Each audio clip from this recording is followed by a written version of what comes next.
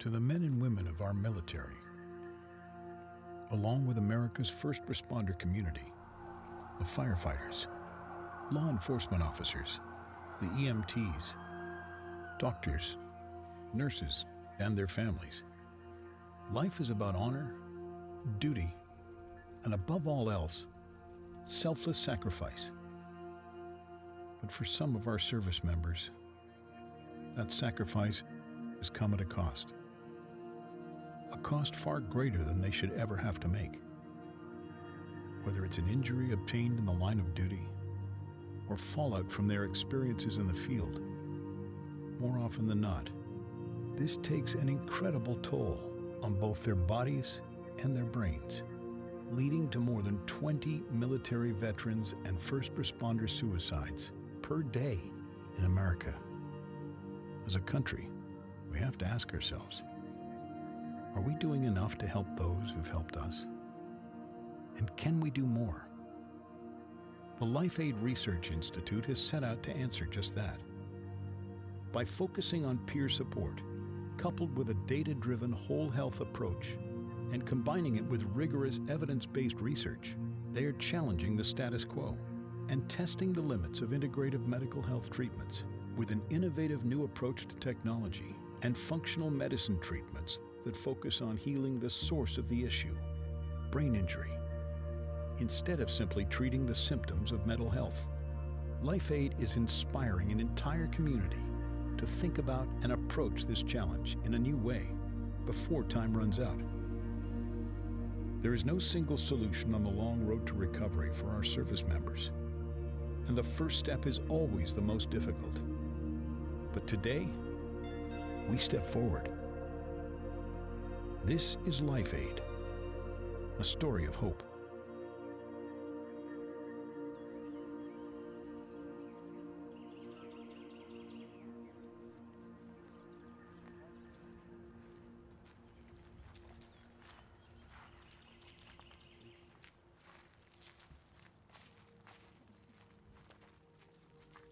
So I have all these relics just sitting here that have just sit here for years because he can't do it and I can't do it. So they just sit there, kind of like a reminder that those are the plans we had.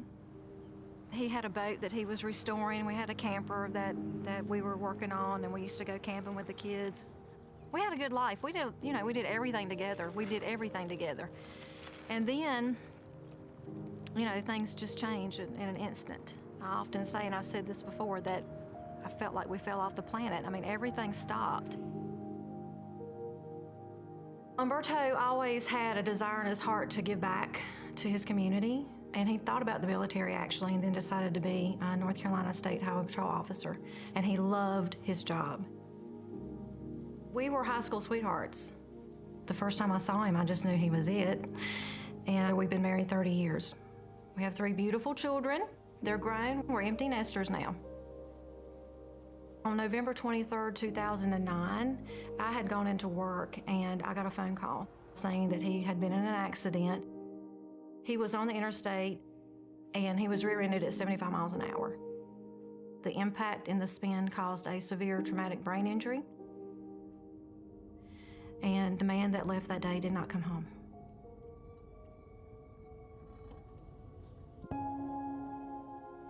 My name is Umberto Reina. I am a survivor of North Carolina State Highway Patrol. I had a hard time to all different stuff, and with this, my head, whatever it's doing there, I cannot get comfortable. It's just, I had to fight all the time. I don't know what happy is anymore. That's not told me. What do you think about when you look at this guy smiling in that photo? I don't know, somebody else, I guess. But it's not, it's you. Huh? It's you though. I was. No anymore. I miss him. I miss him.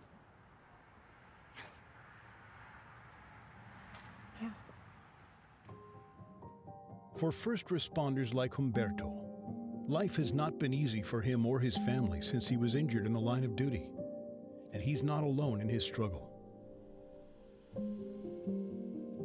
I think the mindset of a person that joins the military has to be courageous and brave, because you're putting your life in jeopardy for your country.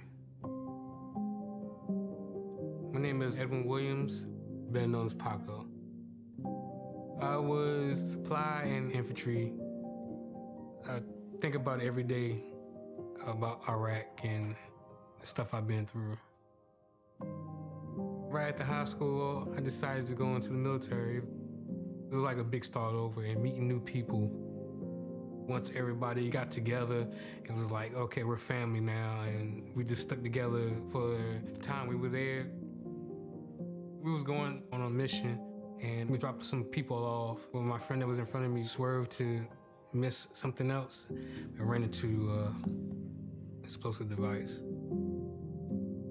Just losing a friend that was always talking to me and keeping me in check to come home. So that was probably the hardest part. I lost probably about, I want to say 8 good friends over there. That was my family. And until I came back, I never thought about injuring myself. But I wanted like the flashbacks of what I did, I wanted it to be over. It's hard to differentiate from being a soldier and then a killer. And then come back and then everybody wants you to be human. I tried to be that old person, but I don't feel like I'm human no more. I went from being happy, loving, to always mad. Everything sets me off.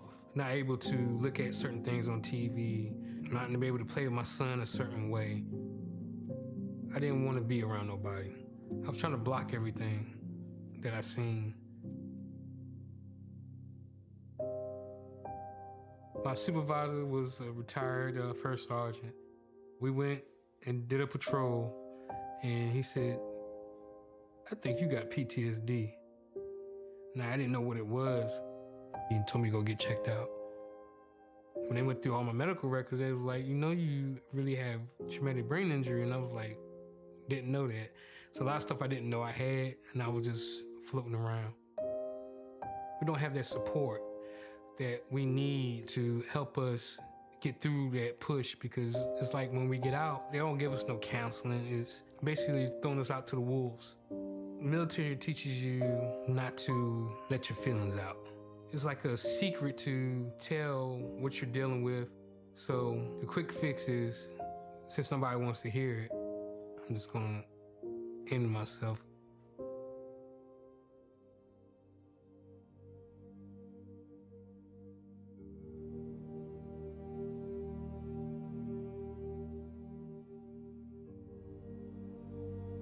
I know I was injured doing my job, but nobody cares. Now even the highway patrol now. They throw me to the ditch, and I'm alone. Maybe one day I come out. What the misconception is, I think, across the country is that when a law enforcement officer is injured in the line of duty, they're going to get the best care possible, and they're going to be taken care of for the rest of their life, and that is not what happens. They get thrown into a workers' compensation system that cares nothing about them as a human being. I want to say he was only in the hospital for 3 days the first time, and they were just continually trying to throw him out. And he came home. He couldn't be in the room with anybody. He was sitting in the dark. He wasn't talking. He was moving extremely slow. You couldn't touch him. Our daughter, who was his lap child, could no longer even get near him. I knew something was terribly wrong with him. He was diagnosed with traumatic brain injury, cognitive deficits, PTSD, severe anxiety, obsessive-compulsive disorder, complete personality change, super-sensitive hearing, super-sensitive smell. You see him wearing the headset. We actually got that only through some engineering students from Colorado so that he would be able to tolerate the noise a little better. You hear on TV that they have non-life-threatening injuries. And yes, they are alive, but they're not the people that they used to be. And they have to rebuild new lives from the beginning. When a catastrophically injured officer lives in this country, there's no support to help them rebuild new lives. And then you have these family units that are dissolving because it's such a stressful time on the entire family. If we could get help, their lives could be better. What if he could have a day of peace? I mean, just a day of peace of mind. What would that do for him?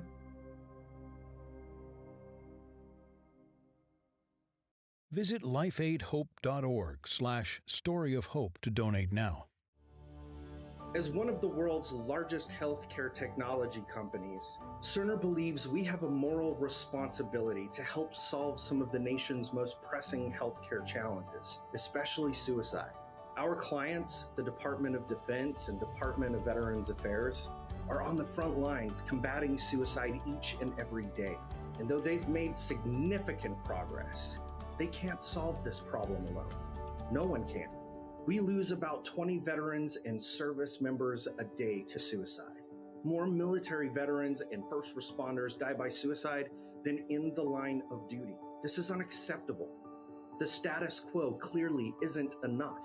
The Life Aid Initiative plays a critical role in reducing suicide and engaging veterans and first responders before they are in crisis. By bringing together these two communities, their families and caregivers, Life Aid is reforging the bonds of brotherhood and sisterhood, often lost after leaving active duty. Focusing on a data-driven whole health approach, Life Aid is testing non-traditional and innovative treatments accompanied by rigorous evidence-based research we hope will reduce suicide. There is no single solution.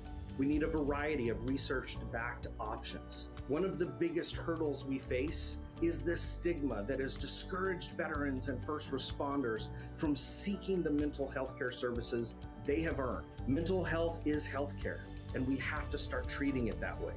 Life Aid is providing a platform to engage in a national conversation aimed at eradicating this stigma and encouraging others to connect to this community of support. Cerner is proud to join with Life Aid in their efforts, and we call on other companies, organizations, and community partners to stand with us. Together, we can make a lasting impact.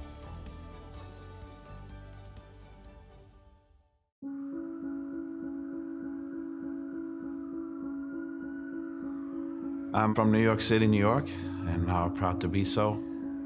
And I became a fireman because my mom was saved from a fire, so it's something I always wanted to do. It's the best job in the world, to serve and to feel like you're giving back on a daily basis. I was working the morning of September 11th. The plane struck the towers and we all queued up to go in, and guys that you were talking to just an hour or so before didn't make it. Just amazing human beings that, sacrificed their lives to rescue people. To lose people that you love and respect, and know that their loved ones are suffering without them is, you can imagine what it feels like. It's pretty overwhelming.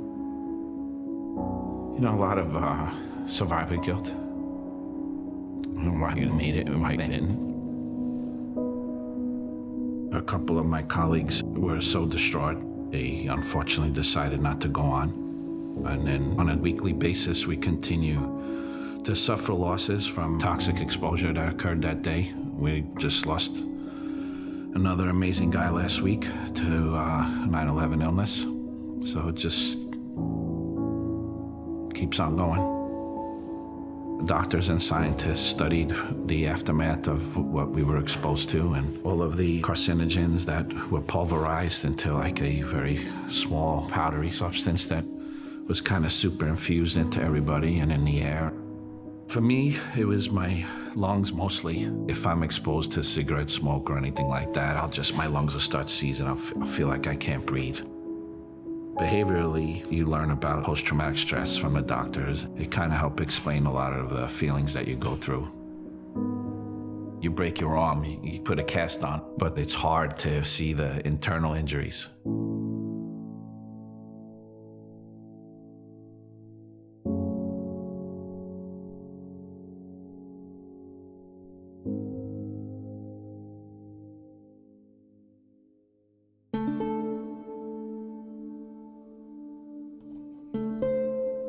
The brain is incredibly complex.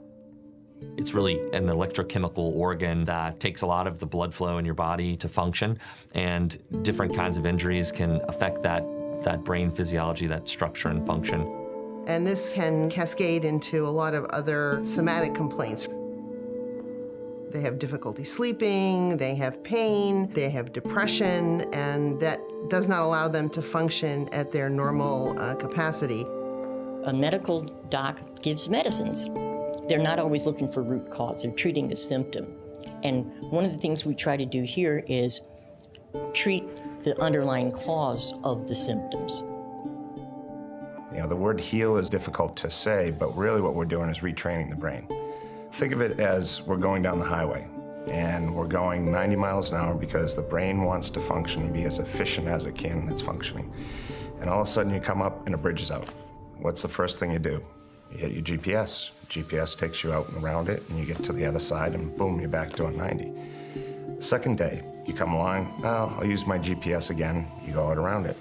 After the third day, going to work, that bridge is still out. Now you know the back pattern that goes out and around it, and you do it. So when we retrain the brain that the path is back open, now the brain is running efficient again, and all this side pattern that was going on as far as where the injury was could be causing the symptoms of PTSD, traumatic brain injury. So now we got the bridge open, and all of a sudden people are going, oh, my depression is better, my anxiety is better, and things of that nature. So we don't necessarily look at depression, we look at, okay, what do we got to fix to get it working right? There is a lot of limitations in terms of what we can provide them in terms of medical therapy to deal with the kinds of dysfunctions that they're faced with. So that's where it's time to just open up the toolbox. My name's John Warden, and I started a suicide prevention program for first responders, military veterans and their families to improve health and resilience using peer support, technology, functional medicine, and community activation to improve outcomes. Suicide has risen steadily every year in the top 10 leading causes of death. It's the number 2 cause of death for those between 15 and 25. And the reason that people lose hope is that they can't get past a barrier. There's just not an alternative program available that looks at the root causes of suicide, particularly with how brain injury affects mental and physical and emotional health of people. What first drew me into Life Aid was the love. For them to send me to California to get a brain scan so I could prove to my doctor that I have a strong traumatic brain injury. They had some scans done of my brain, and they pointed out exactly where it is and what it does. I actually did not sleep for days when I found out that we were going to get to have the scans, because that's not something we could get on our own. But to be able to actually see the scans was a validation. Because they look at me and say, oh, he doesn't have traumatic brain injury. The person that had traumatic brain injury has a scar on his head. We have people from Special Forces who are saying, I'm not right. Why am I not right? And the thing is that most of the docs just blow them off, and they don't understand what they've actually been through. Whether it's trauma, toxic exposure, PTSD, all of these things can affect people in a different way. It's a little bit hard to study, a little bit hard to pinpoint. Every injury in the body can heal. So what we want to do is heal the brain and look at how do you do that using technology that doesn't exist yet, or diet. It could be exercise. It could be things like CBD or cannabis. It could be hyperbaric oxygen therapy. Let's bring everything that is out there and let's just put it on the table, and let's shine the light of rigorous scientific methodology to these interventions and see which ones work.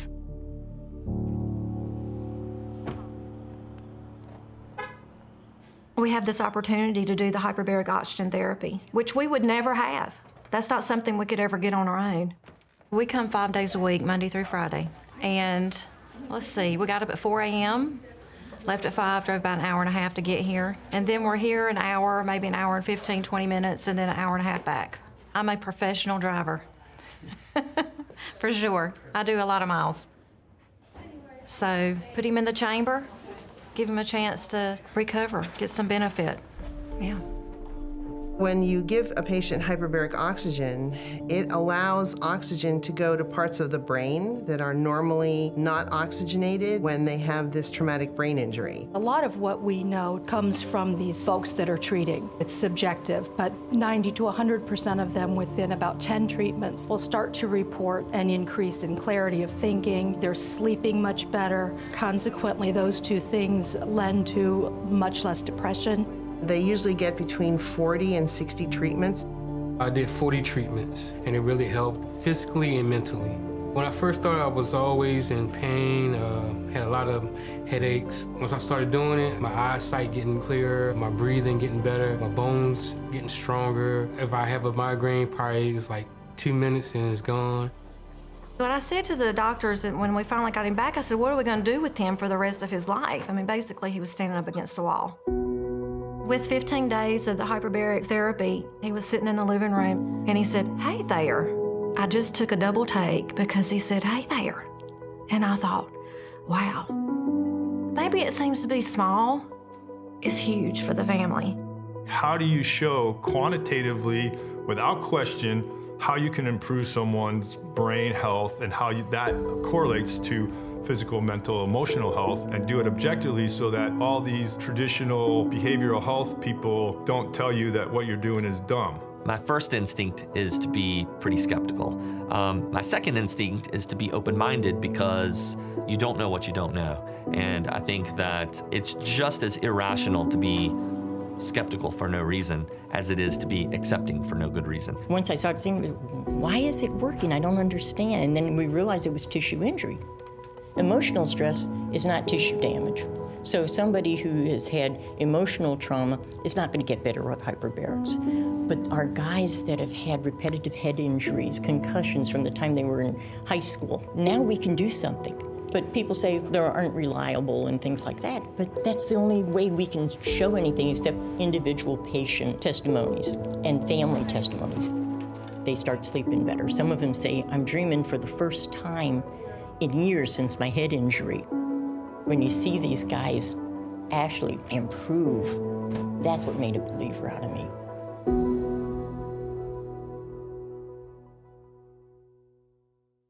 This program is brought to you in part by Cerner. For a while, I thought PTSD was just an idea, but it consumes you if you allow it. My name is Jose Miranda. Served in the Navy for 6 years. Part of the reason why I enlisted was because of 9/11. My parents are immigrants. They came from Mexico. They gave us a life that they didn't have. So I felt like if I'm gonna be here, I'm gonna contribute to keeping the country safe. When I enlisted into the military, the first thing I wanted to do is be a SEAL sniper. I qualified to go, but I never went. I got injured in October 19 of 2004. I got run over by a jet on the flight deck of a carrier, and that's when, literally, you could say my dreams were crushed. So they took me to medical, they cut off my gear, they did what they needed to do, and they flew me to Balboa. And I wake up 4 days later, completely paralyzed from the waist down. By the time I had my final surgery, I ended up with a surgery count of 46 surgeries with 3 amputations. I got out and I went straight to work. So I didn't have that transition problem. And then 2 years after is when my PTSD finally flared out to the fullest. PTSD, you kind of want to refuse sometimes that you have it, just because you know what the aftermath is like. No, that ain't gonna be me. I'm still going to the gym, I'm still working out, I had a job. That's not me. It wasn't denial, but it's okay, if I do have it, it's not as severe as someone else's PTSD. And when I lost the job, that's when the confidence went down, my self-esteem went down. I tried killing myself twice. One, I chambered around, I just couldn't pull the trigger. The other one is I took my a month prescription of meds in 2 days. We're trained to adapt and overcome and, defeat the enemy. You're not trained to understand depression. You're definitely not trained to allow yourself to be vulnerable, to feel hurt, to go request for help. We're not trained for that. Living with somebody that takes a lot of medication, it's kind of like living with an alcoholic. Like, he says things that he doesn't mean, but it's like he doesn't remember saying them. He was just a different Jose. He's had over 100 prescriptions in the past 10 plus years. It wasn't fixing him, it was making him worse. Most of the patients that we see that are in the military have been through extensive efforts at rehabilitation. They've been on various drugs, they've been through therapy, and all of these things have not gotten them where they need to be. I was taking about 12 different meds, and I knew if I kept feeling like a zombie, I wasn't gonna make it. So I said I had to find something that was a lot better than what I'm doing.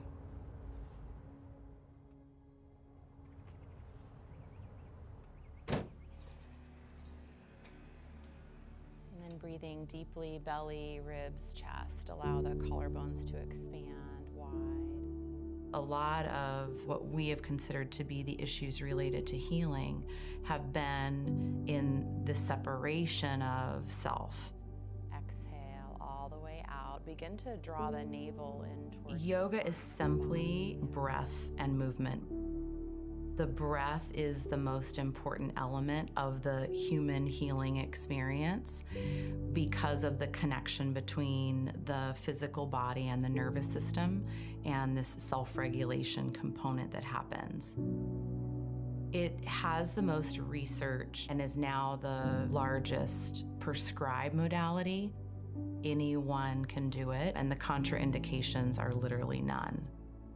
We're more than a body, and we're more than a soldier, or more than a warrior, and breath and yoga offers, getting back to that human component.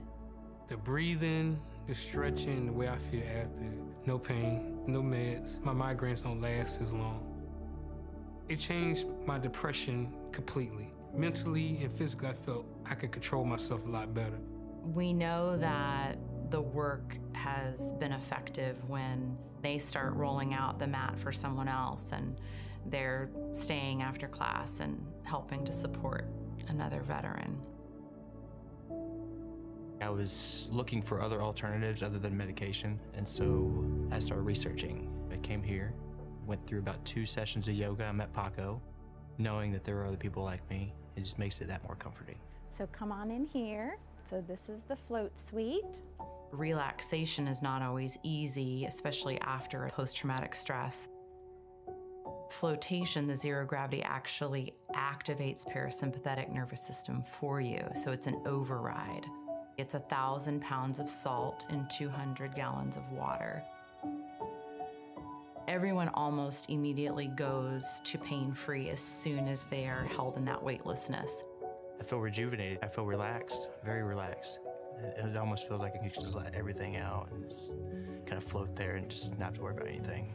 The sensory overload that we experience is very taxing to the nervous system, and it challenges all the functions of the body. One of the most commonly medicated problems that we have in the world today is sleep, and sleep is the precursor to all of this organic ability to heal. It helps with my sleep big time. I don't take any more medication. My kids are firsthand. They told me, they said, "Dad, you've changed a lot just in the past 6 months." Text HOPE to 844-902-2022 to donate now.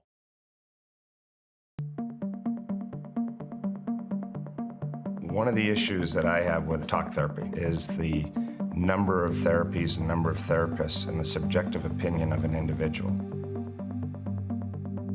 If you have a heart attack, do I ask you questions? No, we measure your heart. I'm just gonna measure your brain. We have a device called the Scorpion chair. It looks like a gaming chair. And the person sits in it, the screen wraps around you. It has, lights, and it does all the modalities. What we're doing is taking science and technology and training it at a very accelerated pace without the subjectivity of the individual trying to guide it, or the process or the procedure that's getting it there. We're letting the brain heal itself. It works primarily on the default mode network. It takes the amygdala and brings it back to a lower level, so your fear factors and things are being pushed into long-term memory. So you deal with your crisis. On average, you see the changes starting at 10 sessions. On that laptop right now is one of our brain tuners is logging into the system and actually looking at Sebi's brain live. So what we're going to do is impedance match the sensors to what is going on with Sebi, so then we can conduct neurofeedback training after that. What we do is, you think of it like when you're studying for a test and you're cramming, your brain is just saturated and you hit that point. What we do is we try to push the brain almost to that. So some people react where they're heightened. They're like, whew. Other people are like, oh my God, I just studied for 15 hours, and they're exhausted. The brain starts searching, saying, what do you want me to do? What do you want me to do? I don't like the screen shrinking. And then all of a sudden, it hits it, and the software tells it, okay, put the screen back up. Then it goes back down, and then the brain gets it and goes, oh, that's what you want me to do, and forces it up. We're basically creating a workout program for the brain. All right, so here's your real-time brain waves. Now, could I have you blink a few times in succession for me? Yes. Okay, that looks good. We can actually see concussive events or PTSD by pattern recognition that can go back 40 years, and we can see it. And then we can also put a protocol together that can help them. So with Sebi, what we did is a combination of multiple modalities. Right now, we're actually putting a unit in his home that can travel with him anywhere so that we can keep his treatments going. And we're seeing a significant difference in his pattern recognition and his memory. I've seen a difference in myself. Most importantly, my children have seen a difference in me.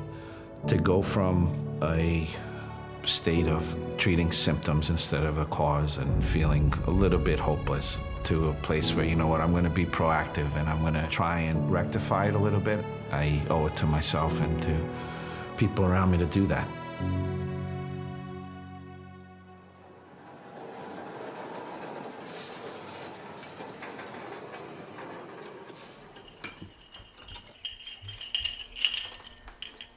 Gold medal. This is seniors. Seniors golf. The senior games. This here? Swimming. Veterans have figured out that adaptive sports is very therapeutic. But law enforcement discovered there was nothing in the country for them, so his doctors had to prescribe his care. And so they have actually prescribed adaptive sports for him.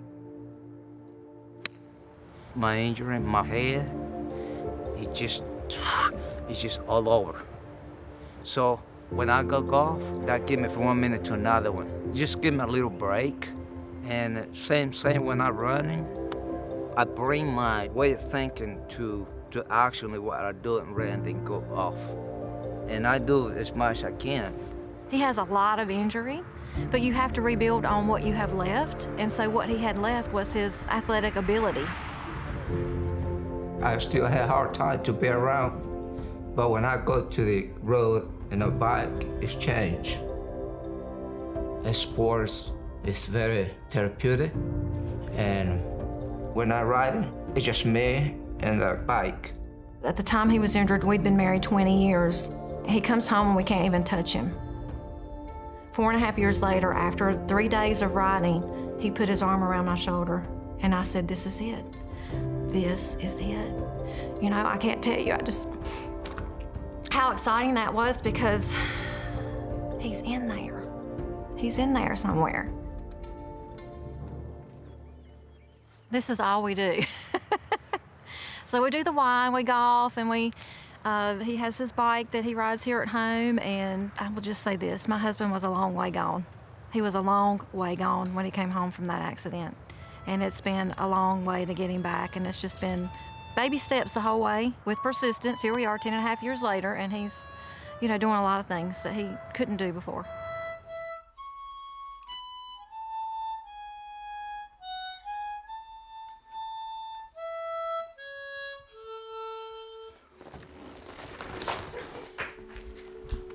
It's close enough.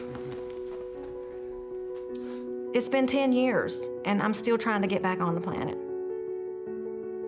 As a country, we have enough resources that we can help the injured, and we really do need the support. Humberto has had a tough time, and they were searching for answers, and the idea that he thought that cycling could help him, and then just watch year after year how much different he becomes. It's been 6 months maybe since I last saw him, and we were out in the trails today, and he's like, "Hey, John, can we fix my back wheel? It's like sliding all over the place." And I went up to Ken and go, he's initiating conversations. He's never done that before. Now that we're able to adapt and provide to them the technology with the hyperbaric therapy and the brain mapping, so now you see that smile because he's healthier and he's happier. These services are allowing us to have new hope, new tools, new ways to beat this, because I know my husband. If anybody could come back from injury, he could. But if we don't have the resources, we don't have any hope of doing it. But with help, we can. This program is brought to you in part by Cerner.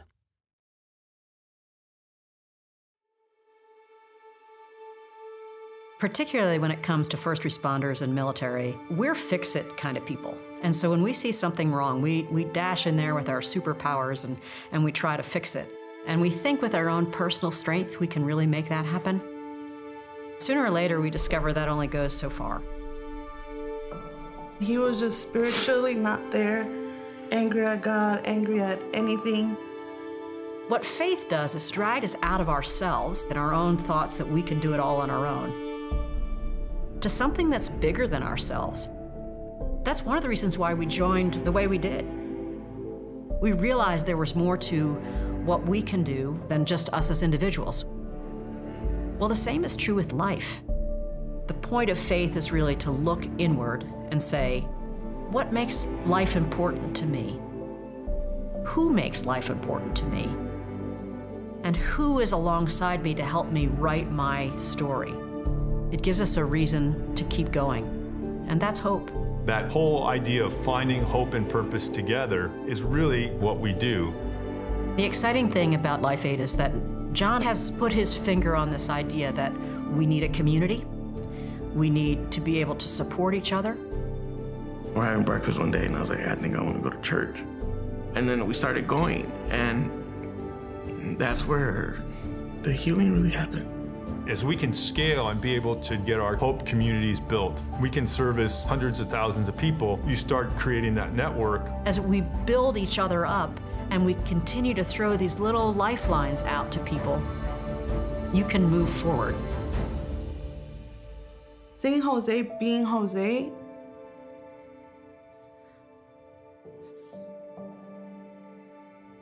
it's been a long process. I spent so much time in life being angry at God versus redirecting my question in the form of, why am I still here? What use do you have for me? And then that's when I was introduced to hand cycling. Within 4, 5, 6 months, I do my first challenge ride from Chicago to Detroit. And that's when I met John. When I started getting involved, it gave me a confidence that like 2 legs aren't required to live life.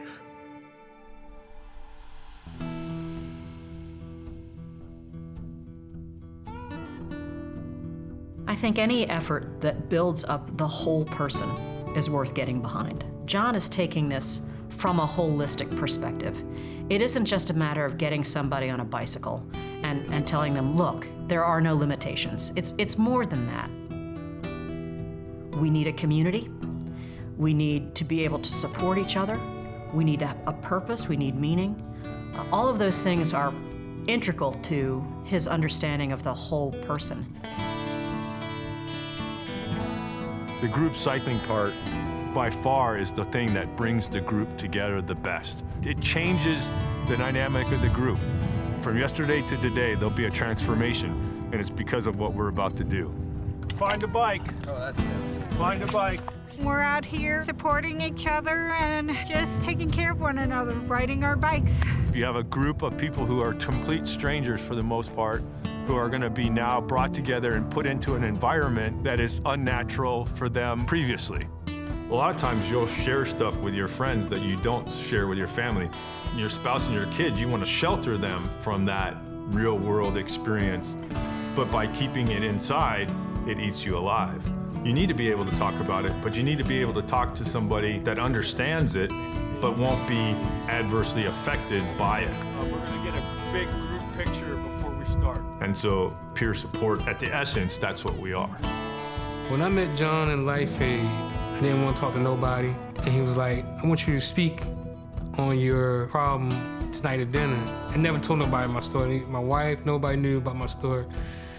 So I thought about it, I said, you know what, I'm gonna tell it. And after I told my story, it felt like a release. That was the first time I had cried in a long time, and everything came out, so I knew right then this was the right place to be with Life Aid. Of all the folks that we tested, he was probably the most at risk for suicide. So we were able to create an alternative therapy plan for him. We implemented it, and it saw immediate results. So much to the fact that a couple Fridays ago, he told the group, suicide is no longer an option for me.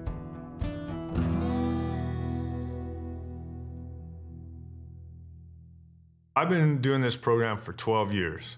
The suicide rate has gone up for 12 years. What you're doing isn't working. Doing more of it isn't gonna help. We really need to start over again, and massive bureaucracies set themselves up to limit change. One of our patients needed a scan done, and unfortunately what we ran up into is bureaucracy, and oftentimes that's prohibitive to getting the care. They're not eager to go ahead and pay for a treatment if they don't have proof of its efficacy. We need to convince our providers that this is something that could work. And that's why our program is so important, and why it's so successful is because we can turn on a dime and look at things and immediately go, if it's not working, change. If Paco hyperbaric therapy wasn't working, I'd say stop doing that and let's do something else. As a physician, I kind of feel a little bit desperate that, here that we have this large population of people who are suffering, and we really have a limited repertoire of what we can provide them to help them in their everyday lives. There's a lot of issues with fundraising and the cost of doing this research. So let's get other people involved. Let's bring in people like John. Let's bring in inventors who have new technology to put on the table. Let's be rigorous, and let's apply valid scientific methods to try to understand how these interventions can help our active duty military. I just want to see less people dying for supporting their country, their state, their city, and for people to help us and to just be a community. When you're in the military, the only thing that matters is who's on your right and who's on your left. And that's your purpose, is protecting your buddies. You start to lose hope because you don't have a reason to get out of bed in the morning. And so the purpose can be, hey, there's a Life Aid retreat coming up, so I want to do that. Humberto's purpose is I wake up at 5 a.m. because I'm going to drive to the clinic to take hyperbaric therapy because it makes me feel good. And I'm improving, and it improves my relationship with my wife, and it takes a burden off of her. It's just exponentially good. We're all enthusiastic about these research trials, but we want to proceed in a very careful and cautious way so that we understand whether or not it truly has a long-lasting effect on our patient. That's what we try to do every day. So many people are suicidal, they have no hope. If you can give them 1 ounce of hope, then it's magic. I do believe that Life Aid is taking people and making them stronger. Isn't that part of what we do as military or first responders anyway? If somebody goes in first, then there's somebody who's got his back, and then there's somebody who's got that back. We're designed to hold each other up wherever we are in that moment. I can discuss my struggles with them, and they don't judge me. We're a family. If you could get people not to feel alone, I think that helps. Kay and Umberto and I, we've just stuck together. They supported me so much during my time. We wouldn't know each other if it wasn't for this organization. It gives you support that you don't have otherwise. Before, I didn't think I had a purpose. Find things like Life Aid to keep going. This isn't only about the soldiers, it's not only about the first responders, it's about the families. Because if we're not well, they won't be well. There's a lot of suicide in the country. We cannot continue to yell at the drowning people to save themselves. They can't do it. We need to support them and give them everything they need to rebuild a new life after injury. And we cannot do this alone. We have to have your support. We cannot do it alone. It's a slippery slope when you fall into despair. Find something that works that can help you draw out of that. Hope kind of stabilizes everything. It enables other people to grow and to become stronger and to be encouraged and to find hope. No one else is taking the time to help in a very tailored, specific way. John's gonna work his magic. He's not gonna say no. Don't give up. Keep going. Keep searching. You deserve it because you're worth more than you know. Don't turn your back on us, because we're here.